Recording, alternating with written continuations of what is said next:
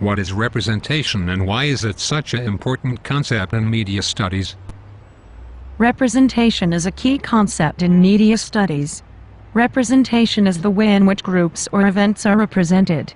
It is important to highlight and analyze the constructed nature of all media to analyze why and how it is out together in a certain way. All representation is bound up in ideology.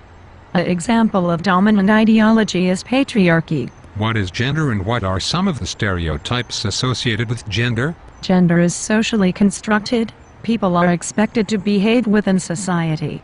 Femininity is generally seen as being sensitive, weak and dependent, whereas masculinity is generally seen as being strong, powerful and independent.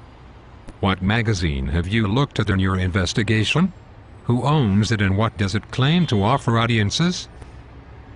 Sugar magazine, which is owned by Hachette Philippaki UK, claims to offer teenagers a sense of empowerment, engagement, and interaction. It claims to empower women by giving them what they want in an accessible and approachable way, and allows the reader to have a relationship with their magazine. Who is the audience for Sugar magazine and what is their relationship with it? The audience for Sugar magazine are 11 to 19-year-old teenage girls.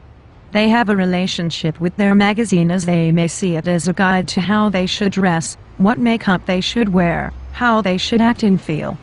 The girls who have a very good relationship with their magazine may join the VIP Club, which gives them the opportunity to appear in the magazine as a model, writer, photographer or agony aunt.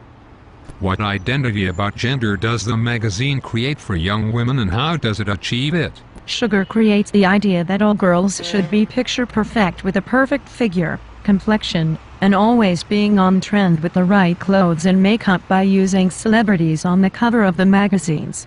It creates the idea that girls should have all the stereotypical feminine traits. It uses girls on the front covers who are extremely picture perfect and always look happy, so the teenage girls will want to look like her and so buy the magazine so they can do. They also use a very fun and colorful house style such as pink and red, so it will appeal to the target audience, as this is what would appeal to the stereotypical girl. This all anchors that we are supposed to live in a patriarchal society. Do your findings suggest that Sugar as a magazine for young women simply reinforces gender stereotypes?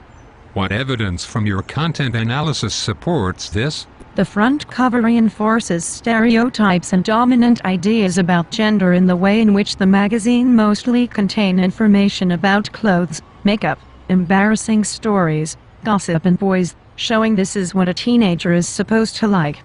Most of the articles in are about physical beauty and image. Best Beauty Buys was one of the cover lines, connoting that girls are really only important for their appearance. There are few about girls having stereotypical masculine traits, but many articles about teenagers needing boyfriends to be happy, which anchors the idea that girls are very dependent on boys.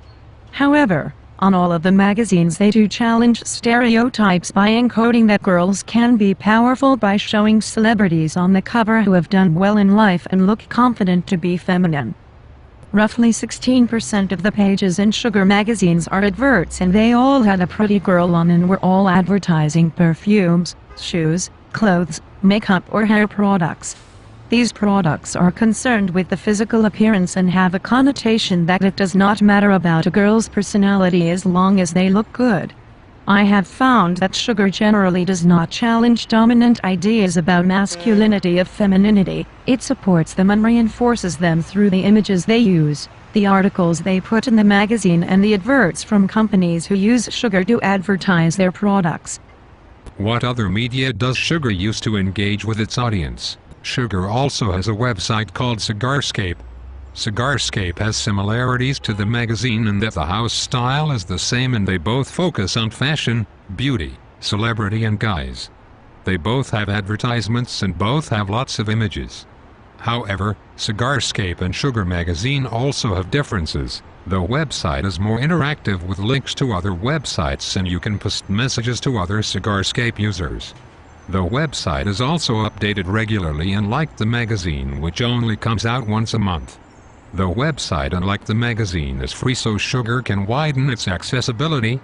The website is used to advertise Sugar magazine by creating an enigma for consumers of sugar by using exclusive information about the next magazine. How is this an example of the way in which media is becoming more convergent? The website is a good example of convergent media because from Sugar magazine they have created a website with videos, links to online shopping websites like Amazon, the chance to enter competitions online, comment on links, watch videos and play games all on the Cigarscape site.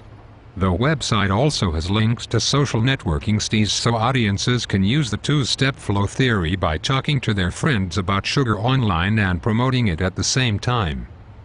Does the website simply reinforce or challenge gender stereotypes? I think the website reinforces stereotypes about gender.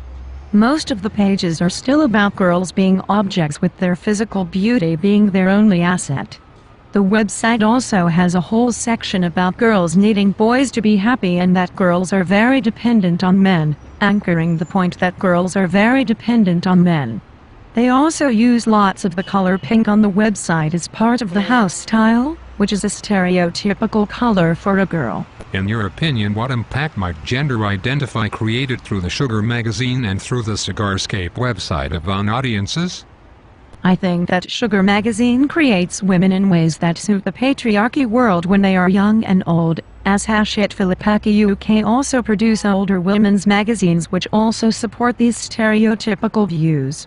This suggests the magazines will always be there for you. This has an effect on society and views of different genders.